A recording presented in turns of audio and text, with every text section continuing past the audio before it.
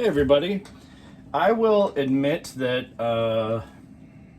I'm not maybe quite as well spoken as Lyle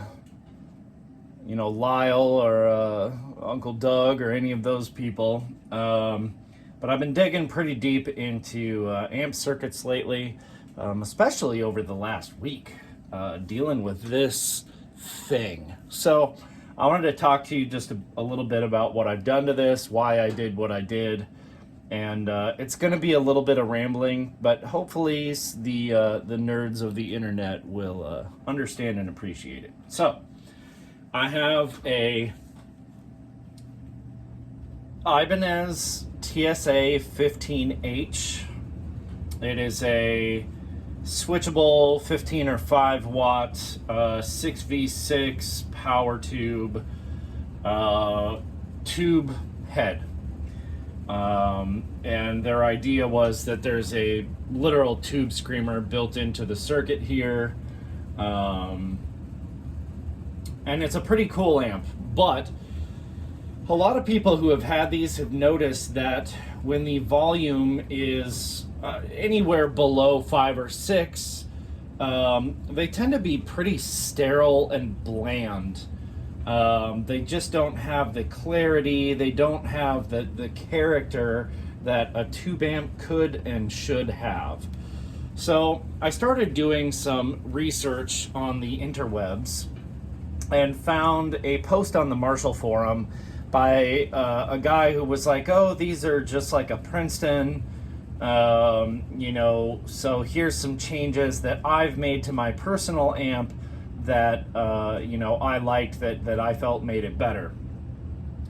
And it was really some very simple mods, the addition of a negative feedback loop, which I did on this one, as well as changing the oh my gosh, losing my mind already, and I just started this, changing the grid leak resistors from the stock 470s that come in these to 220Ks, which is what the Deluxe Reverb has. That's what the Bassman has. So I did those mods and I hated it. The other mod that was in his original thing that I did was changing both of these caps in the very early part of the preamp section. They had a 1K and a 47K, whereas in any of these old, Fenders, which is what this is based on, I guess I should make that point sort of early on. The fact that this is 6v6, I think, makes a lot of people think, oh, well, it must be like a Princeton or something, because it's a fairly simple circuit and it has no mid control and it's 6v6, so it must be like a Princeton. So that being said, so anyway, I changed these to 1.5Ks, which is again what the Fender was using in this circuit. So I did that. I didn't like it. The amplifier broke up so incredibly fast, it was unusable. I didn't like it. So I ventured out on this path to find Fender circuits that were more like this amplifier than the Princeton, because in my research I essentially found that it just wasn't the same. So I found that the 5F6A, which is a Tweed Bassman, is nearly exactly similar to the circuit inside this Ibanez head. Value for value, a lot of it is very much exactly the same. The more that I was poring over all of these schematics, and the more that I was referring back to the Ibanez schematic, the more I found a lot of strange decisions that Ibanez made when they were creating their own circuit, that just didn't, seem to make sense, or weren't the best decisions they could have made for the amplifier to sound good. So the basics are, and I'll kind of try to go through my changes one by one and explain, you know, as much as I can. I'm still not nearly as well spoken electronically as a lot of guys who have been doing this for years. I'm getting heavier into it and understanding more and more, but anyway, I'll do what I can to explain. So one of the after I had done his mods and didn't like it and went back into these, I found a whole bunch of other things I really wanted to change, and this going forward are those changes that I made. So number one, I'm never going to use the 15/5 watt switch that they put on this. This is only a 15 watt amplifier. I live in a house. I'm not under any restrictions that I have to play super quiet. There was just no need for it, and it was extra wiring and things that didn't need to exist. So I removed it. I made a little plate out of some stainless steel that I riveted into the area where it used to be, and that now houses the negative feedback circuit in here.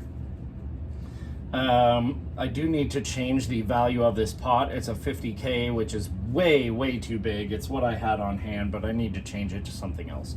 Anyway, that aside.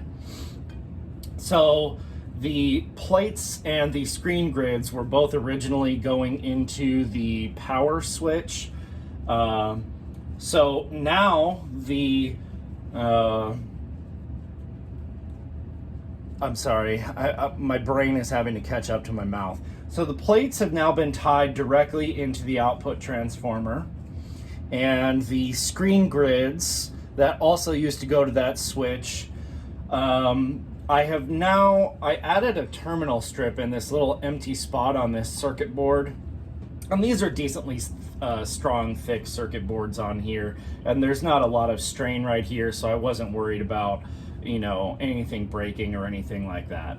So I added a little terminal strip, and the center tap now goes to the center of this terminal strip, and there are two 470 screen resistors here that this is the supply line from the B plus coming into the screen grids, meeting up with the center tap and then going out to the screen grids, which is pin 4. So those were like two big changes to make, you know, outside of removing that power switch.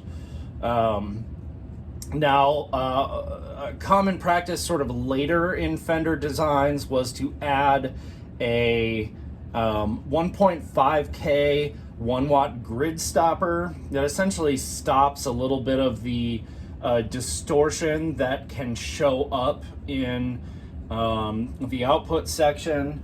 It just helps clean that signal up a little bit.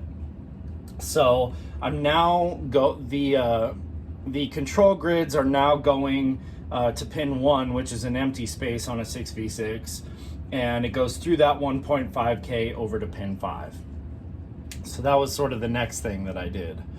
The grid leak resistors are now 220K. The originals were 470, and again, going back to all the things that this circuit is based off of, they were all 220Ks, not 470Ks. So I yeeted those out of there, and I put in two nice metal film 220K 1 watts, or sorry, half watts. So that was the next change. So I literally have my list over here. You can kind of see it off screen, but it just reminds me to keep on track a little bit. The really big thing inside of this amplifier, and this might be a little bit longer of an explanation, but if you look at this original schematic, which I've written on a little bit, you can see that they originally had a 1K 2 watt resistor that was tying in between the second filter cap and sending the rest of the B plus voltage out to everything else through the other nodes. There's no reason for that to be there. Electronically in the circuit where they placed it is sort of similar to the, say, this deluxe reverb where there is a choke. But the thing is that a choke doesn't really act as a resistor. It really just acts as more filtering. It didn't need to be there. It was dropping voltage. It was dropping current. Unnecessarily. It was actually making the voltage to the plates and the available current lower than it really needed to be for spec. It was running these tubes much lower in their sort of possible range. It was just over 300, especially with all the other changes I made. So the big thing here is that because the original Fender circuit, like this is based off of, has, 32 microfarads of filtering from the B plus from the transformer before it goes down the line to the rest of the B plus. That was only 32. This Ibanez stock already has 47 microfarads of filtering in this same spot. So for them to add a resistor here just didn't make any sense at all. And I found that, that when I was running the amplifier, that resistor was actually getting pretty hot. So I got rid of it. It doesn't need to be there. There's already so much more filtering in this that makes up for the fact that this amplifier does not have a choke of any kind. So I took it out, and I don't know that you'll be able to really see on camera, but I added a jumper in the spot where that used to be. And the supply for the screen grids already comes off of that same area. And at the other side of this jumper, now it's still on this first section of filtering. So when it comes through the rectifier and goes into this filtering, it then comes out and goes to the screen grids, and the rest of the B plus is tied into the other dropping resistors and the other filter caps further down the line of the nodes in the power section. So, in the B plus section. So, so originally they had a 20K dropping resistor up here. Again, going back to the circuits that this is based on, all of them, if you really look, had 10K dropping resistors there. Sorry, I'm trying to get the stuff I'm propping this up with in place. My bench is still a little bit of a mess from this project. So this is essentially what this circuit is doing now. It essentially looks just like the circuit in this amplifier, in a deluxe reverb, and really the same thing on the basement, or very similar. So we're now going through this 47 microfarad cap straight off of the power transformer, or right out of, the rectified B plus supply, and getting that filtering. There's already an inrush current limiter in here, so that's already doing a great job of making sure that it's not doing too much when you take it off of standby, because that's gonna sort of take the brunt of that current inrush as the plates and everything start to come up to emission as they warm up, basically. So anyway, so now you can see that after it comes out of the first filter section and through the standby, when you've turned it on, you get voltage straight to the output transformer center tap. My voltages there look so much better than they did. And then it can go on to the other nodes. If you see here, my voltages are, and the amp I didn't have it on for a super long amount of time before I checked all these voltages to write them down. But I had about 341 and a half going to the output transformer center tap. And as you come through these other filter nodes, you're getting, I don't know why I didn't write anything right here. Oh, I know why, because these are actually tied together. Anyway, sorry. 303, 285, really close to what you see in the fender circuit. If you look in here, they've got 420 written for the B plus into the center tap of the output transformer. After that choke, it comes down to 415. Mine tends to be a little bit different than that, but it's still functionally working the way it's supposed to. And it drops down to 325 after the first one. I've got 303 here, so a little bit of a difference. But again, so are my voltages at the beginning. And then it comes down to 280 as it goes on to the rest of the preamp circuit. So 285 is not far off of spec. So yeah, those were my big changes. I have found, since I've done all this work and was doing testing, I had this amplifier on for about an hour yesterday and played it. It sounds absolutely phenomenal. It's working great. The voltages are steady, all that good stuff. This first filter cap in here is rated at 450 volts. And I realize that's still quite a ways under what I've got here, but I've noticed when I have it on for a really long time, I can still hold my finger on this cap, but I do feel that it gets warm and I'm worried that it's gonna cook. So I am going to replace this first filter cap with a 500 volt 47 microfarad. Just to give it a fighting chance. I don't want it to cook in there because it's doing a lot of the heavy lifting, being the first node of filtering down the line of B+. And hopefully, you know, that's gonna do the job and not have any issues down the line.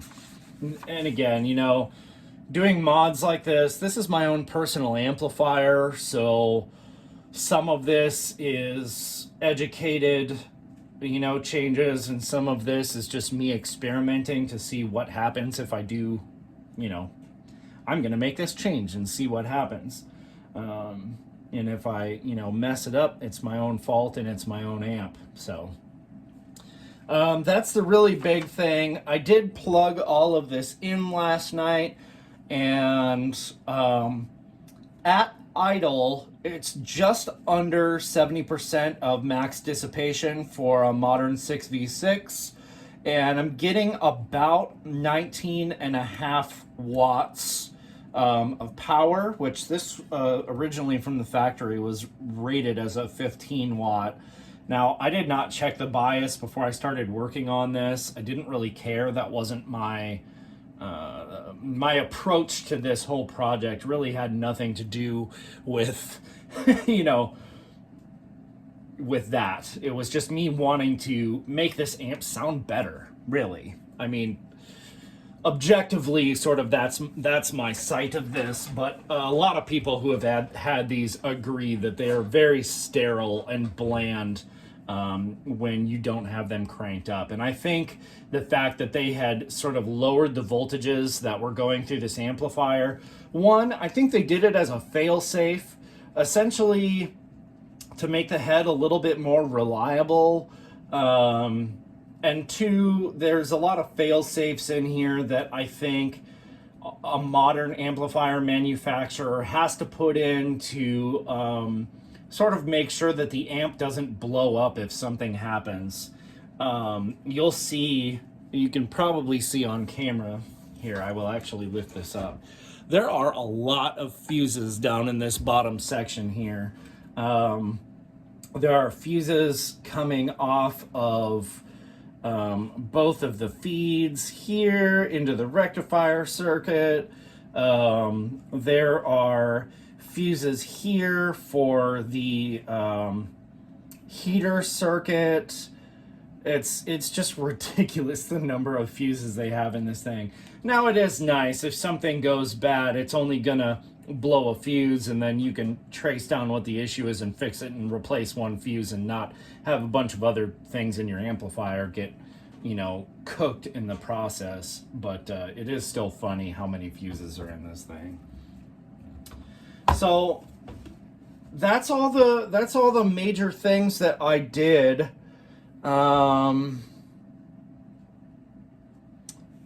Up here in the preamp section, like I said, I changed these to 1.5Ks. I've got bypass caps in here. I have a 15 microfarad on the first one and a 10 microfarad on the second one. That's not spec. They pretty much every Fender in existence, they were 2525s. Initially, when I was playing with this whole thing, I had a 15 here and a 2525 here, and it didn't sound good, and I was experimenting, and I actually cut the 2525 out, so I have a new Sprague Atom cap that doesn't have long enough leads on it to use now, which is my own fault, but I didn't have any other ones on the shelf right now, so I have a 15 and a 10 in there. They're still doing a great job. Again, I played this for an hour yesterday, and I was really happy with how it was responding, how it was sounding, so I'll probably leave those be.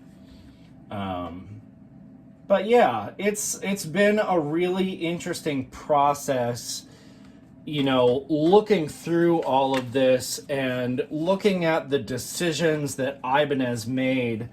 You know, their transformer actually has, you know, in all these older amplifiers, the bias actually just came right out of the same sort of taps as the rectifier circuit to get the negative voltage for the negative bias.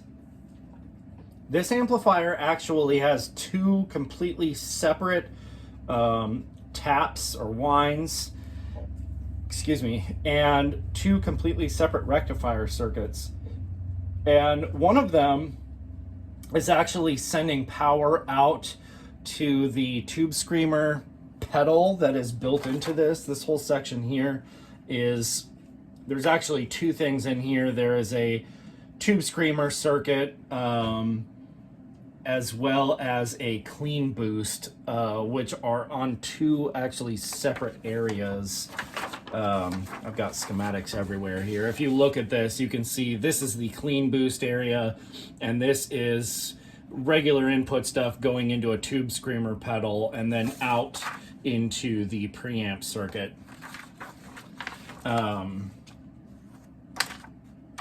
Wow, totally losing my train of thought here. Don't you love it when that happens? Anyway. So yeah, so that's really interesting that it has two completely separate rectifier circuits. I mean, it keeps the power clean, and it keeps them, you know, away from each other, so you're not creating any extra noise. But yeah, it's been a very interesting process. It's interesting to note that I have a version 1, so it's a pretty early production. And the schematic I have is for version 2, which is essentially identical.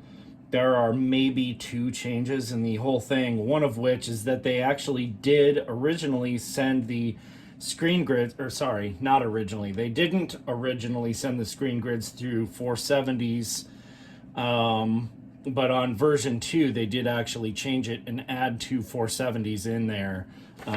So my change when I took out the power switch and added all that back in was to add those 470s, so apparently that was a good decision. It just helps to sort of stabilize the voltage in the screen grids, because ideally what happens in an amplifier like this that has 2 grids, has a control grid which has the negative bias and a screen grid that has slightly lower bias than what the plates have, or sorry, not the, yes, the plates. But it works. So yeah, that's sort of my basic rundown. I will plug this in and try to set up my camera to get some tones for you. But that's just sort of an overview of what I've done. I'm extremely pleased with how it sounds. And I have tested the voltages, you know, at turn on, and I've tested them after it's been on for an hour, and everything is super stable.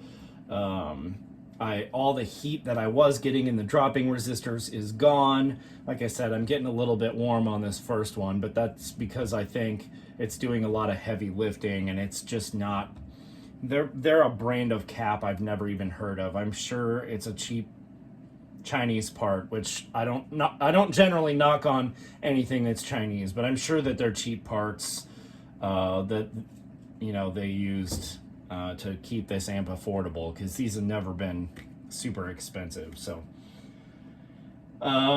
anyway, that's all the major information. I hope that that was interesting to those of you who know about these things. I did change one other thing in here, which was, if you look in the long tail pair on the phase inverter, they opted to use 2.2 megs on the legs that go out to the grids. In all of the original circuits that I can find, both the basement circuit here, as well as the deluxe reverb here, they're using 1 megs there. And since I was changing so much of this circuit to be more like what it was originally modeled after, I took out the 2.2 megs that Ibanez had in here and changed them to 1 meg half watts. Just because it made more sense to me, again, with the voltages that I was, you know, changing and seeing in here, for it to be, you know, what it would have originally been stock. So, like I said, I'm going to change out this one cap eventually. I need to order one. I don't have one on hand. And I also need to figure out this negative feedback situation. I'm pulling off the 8-ohm tap and injecting it directly to the bottom of the tail and the AC shunt down here. Essentially where this negative feedback resistor is, this fixed resistor in this circuit. I have a 50K pot there, which seems kind of crazy, but if you look at, say, the Bassman, it already has a 27K here and then a presence control that's also 5K. So originally I didn't think 50K was going to be too much. But what's strange is even though I have injected this into the circuit in the exact same place down here, turning that knob really doesn't seem to make much difference. So I'm not sure what the issue is. I'm considering the possibility of removing the potentiometer altogether and simply pulling up the tail here, as well as this AC shunt cap, pulling them up and putting a resistor, you know, possibly, I haven't decided exactly what value I'm going to try. I have a substitution box, so I may pull those up and send it through this and just kind of change it until it gets to a sweet spot, and then I'll just put a fixed resistor in there for negative feedback and leave it as is.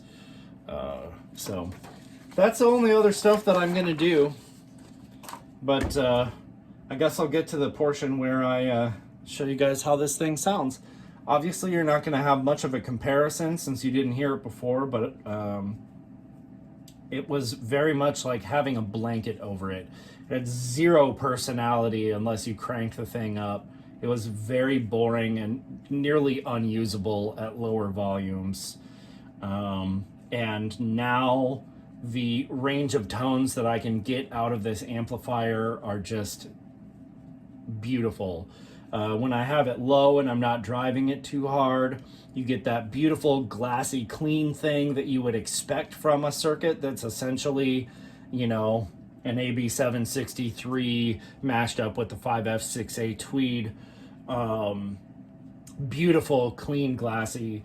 And when you start to turn the volume up and really get into driving it further, it gives a very Tweed sounding breakup that is sort of furry, fuzzy, but also very articulate. You don't lose, you know, your note value in your attack. I played with it a bunch yesterday with no pedals, nothing in front of it, and the range of tones was really quite fantastic. So I guess when you see me again, we'll be set up for some tones. You'll hear a little bit of hum in this. I've got overhead lights, it's open. I'm playing a single coil Stratocaster, so you'll have a little bit of noise. It's not too bad. Just wanted to show you guys some tones. So right now I've got this amp on about 2, and it gives that beautiful clean glassy Fender thing I was talking about.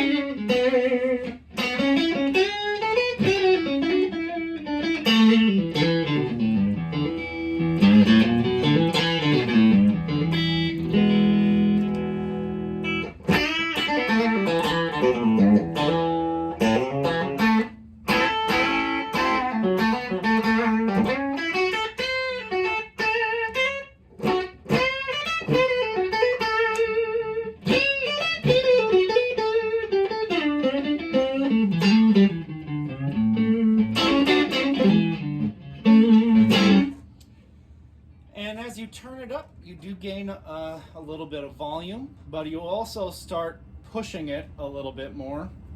So get it turned up here. I have the cabinet for this right there. That's the cabinet. I've got it just pointing away, so hopefully it doesn't kill my my microphone here.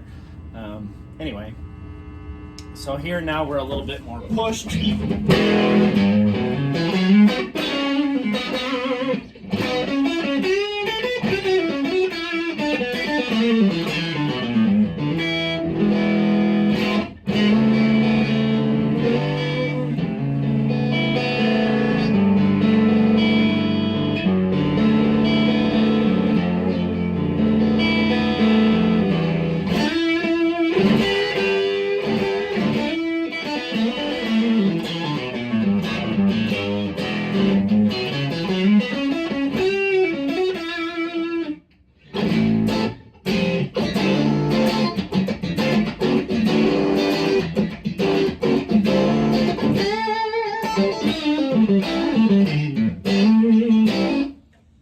As you turn it up, you again, you get a little bit more volume, but you also get more push. So we'll come up to about noon here.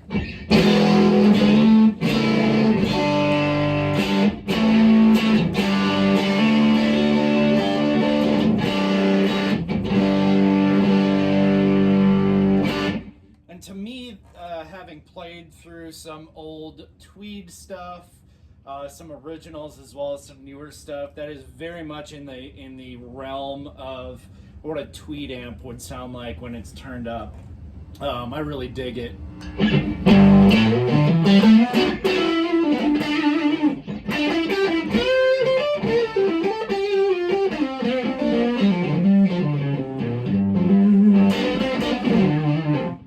But amazingly, you know, go down to a humbucker, which the humbucker that I have in here, it's kind of medium output. It's nothing particularly special, but it works with the pickups I have in this guitar.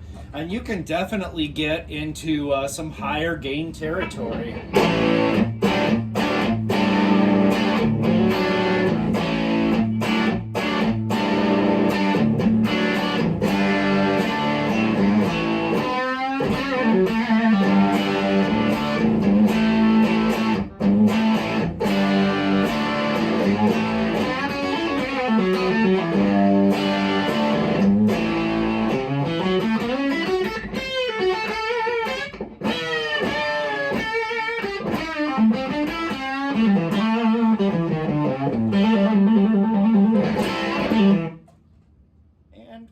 even further up, push it a little bit more.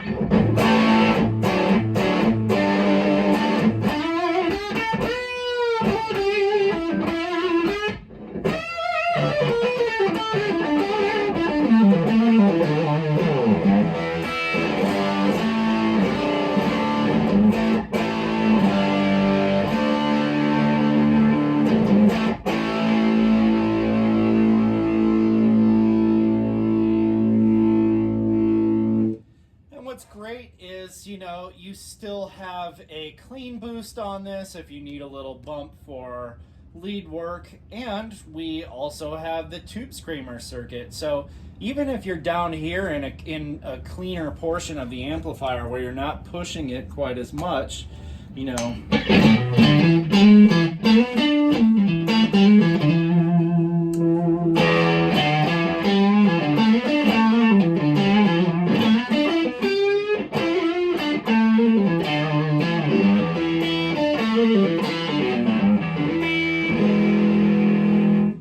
definitely, I mean, if you wanted to, just for fun, we'll mess with this here since I'm showing you some tones. If you really wanted to, you could just go out and out metal with it.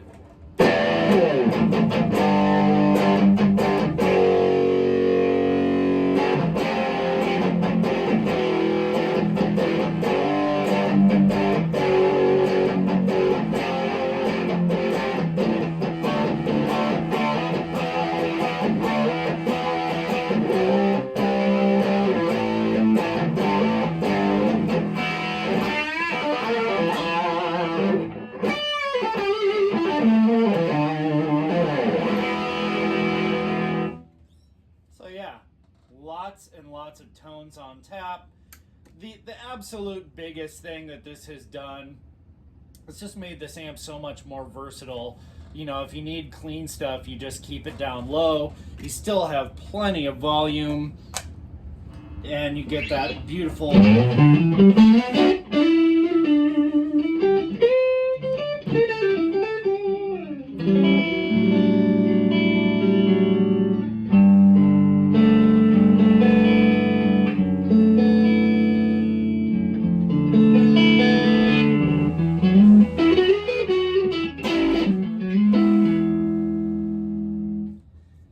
nice and clean.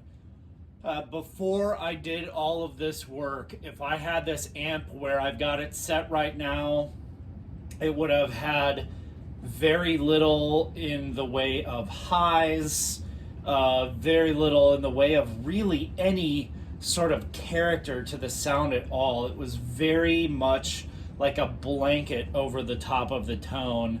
And having done all of this, it's just cleared it up. Made it so much more open, and I just really dig it. So that's what I got for you. Click like and subscribe.